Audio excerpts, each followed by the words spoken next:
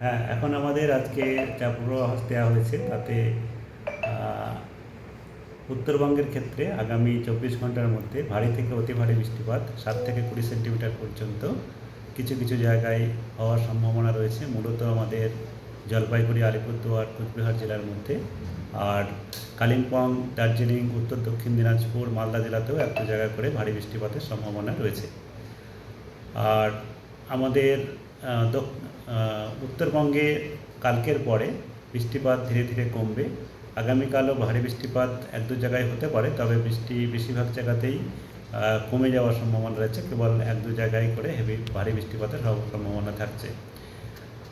আর তারপরেও তাই, তারপরে আপনার 7-8 তারিখেও এক দু জায়গায় হতে পারে। 9 তারিখ থেকে আরও উত্তরবঙ্গে বৃষ্টিপাত আরও কমে যাবে, তখন আর ভারী বৃষ্টিপাতের সতর্কতা তারপরে 3-4 দিন পর্যন্ত নেই।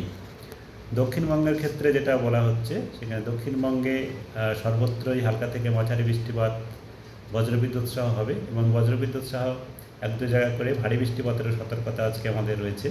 বাঁকুড়া, বীরভূম, পূর্ব পশ্চিম বর্ধমান, নদিয়া, উত্তর চব্বিশ পরগনা, হুগলি, হাওড়া এই জেলাগুলিতে সতর্কতা দেওয়া হয়েছে। তাছাড়াও এবং বাকি যেসব জেলাগুলোতে রয়েছে সেখানে বজ্রবিদ্যুৎ সহ বৃষ্টিপাতের সঙ্গে সঙ্গে এক দু জায়গায় স্থানীয়ভাবে বজ্রগর্ভ মেঘ সঞ্চয় হয়ে বেশি বৃষ্টিপাত হয়ে যেতে পারে।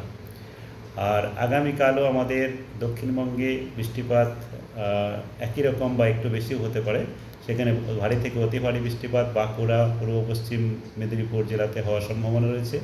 উত্তর দক্ষিণ চব্বিশ পরগনা, কলকাতা, হাওড়া এবং পুরুলিয়া, পশ্চিম বর্ধমান, ঝাড়গ্রাম এসব জেলাতে ভারী বৃষ্টিপাতের সম্ভাবনা রয়েছে। আর 7 তারিখেও ভারী বৃষ্টিপাতের সম্ভাবনা পশ্চিমের কয়েকটা জেলাতে, ঝাড়গ্রাম, বাঁকুড়া, পুরুলিয়া, পশ্চিম বর্ধমান, বীরভূম জেলাতে হওয়ার সম্ভাবনা রয়েছে। আর তারপরের দিনও বীরভূম, মুর্শিদাবাদে এক জায়গায় হতে পারে। তারপরে বৃষ্টিপাত আমাদের দক্ষিণবঙ্গে কিছুটা কমে যাবে, তবে হালকা থেকে মাঝারি বৃষ্টিপাত অনেক জায়গাতেই হতে থাকবে। কলকাতা তার পার্শ্ববর্তী অঞ্চলে আজকেও আমাদের বজ্রগর্ভ মেঘ সঞ্চার অলরেডি হয়েছে, এবং সেক্ষেত্রে বিভিন্ন জায়গায় বৃষ্টিপাত হচ্ছে। স্থানীয়ভাবে এক দু জায়গায় অনেকটাই বৃষ্টিপাত হয়ে যাওয়ার সম্ভাবনা রয়েছে। আর হালকা থেকে মাঝারি বৃষ্টিপাত আমাদের কলকাতাতে এবং আমাদের উত্তর কলকাতা বা আমাদের মালদা দমদমের দিকে, যেটা আমাদের উত্তর চব্বিশ পরগনা জেলার মধ্যে আসে, সেখানেতে ভারী বৃষ্টিপাতের সতর্কতাও রয়েছে। আর আগামীকালও আমাদের কলকাতাতে কয়েক পশলা হালকা থেকে মাঝারি বৃষ্টিপাতের সাথে সাথে 24 ঘন্টায় ভারী বৃষ্টিপাত হয়ে যেতে পারে।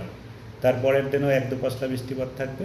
9 তারিখ থেকে বৃষ্টিপাত হবে, তবে হালকা বৃষ্টিপাত হওয়ার সম্ভাবনা বেশি থাকছে। এই হচ্ছে এখনকার আমাদের পূর্বাভাস। মূলত এখন আমাদের একেবারে শুষ্ক আবহাওয়া যাওয়ার সম্ভাবনা নেই। আগামী 3-4 দিন পর্যন্ত ভারী বৃষ্টিপাতের সতর্কতা রয়েছে, তারপরে ভারী বৃষ্টিপাতের সতর্কতা নেই, তবে হালকা থেকে মাঝারি বৃষ্টিপাত কন্টিনিউ করবে। এই মুহূর্তে সিস্টেম কি রয়েছে?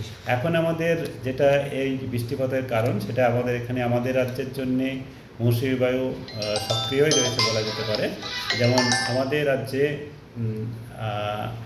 মধ্যে দিয়ে এখন মৌসুমী অক্ষরেখা যাচ্ছে, তার সঙ্গে সঙ্গে বিহার এবং আমাদের উত্তরবঙ্গ সংলগ্ন এলাকায় একটি ঘূর্ণাবর্তাও রয়েছে। এরই প্রভাবে এই বৃষ্টিপাত হচ্ছে। আর মৌসুমী অক্ষরেখা ধীরে ধীরে এখন কিছুটা স্বাভাবিক যে স্থান, যেটা আমাদের দীঘা এবং হলদিয়া বা থেকে হয়ে আমাদের মোটামুটি আপনার উত্তর বঙ্গোপসাগরে আসে, তার থেকে একটু উত্তরের দিকে রয়েছে বাঁকুড়া, তারপরে আপনার মিজোরামের দিকে যাচ্ছে। সেটি আগামীকাল নাগাদ আরও দক্ষিণের দিকে বা নর্মাল বা স্বাভাবিক স্থানে আসার সম্ভাবনা রয়েছে। তার জন্যে আগামীকালও সামান্য বৃষ্টিপাত আরও বাড়তে পারে দক্ষিণবঙ্গে।